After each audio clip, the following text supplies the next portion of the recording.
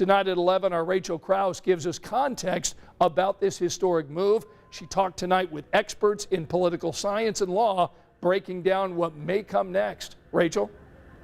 Well, from a legal standpoint, what happens next is straightforward. Former President Donald Trump will face criminal charges in New York. From a political standpoint, a criminal indictment of a former president who is again running for the top job isn't clear, but experts say it's likely to divide the nation deeply down political lines.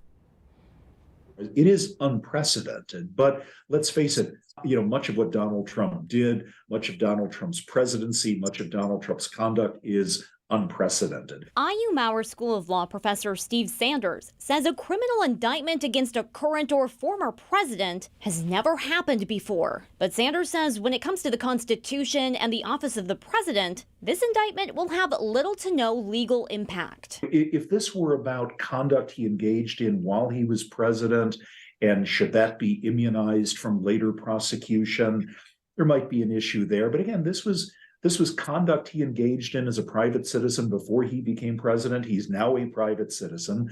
And so the fact that he was president really legally is and should be neither here nor there. But politically? This is going to be, quite striking. We're likely to see a mugshot of a former president of the United States, and he'll have his fingerprints taken. And so politically, this could have some serious ramifications.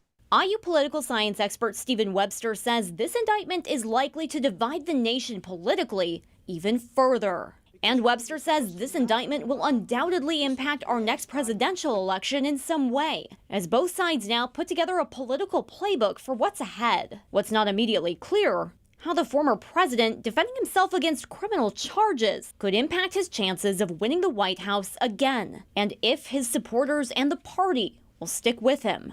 I suspect his campaign doesn't know what it's going to look like. This is obviously something they're going to have to figure out if they're going to be successful in winning the Republican nomination again. But this is absolutely going to have consequences for the Republican nomination. And if Donald Trump were to win the Republican nomination, this will have serious consequences for a general election. The DA's office confirming this indictment this afternoon, saying they are working with Trump's attorneys on his surrender to the DA's office. The indictment remains under seal. Rachel Krause, 13 News.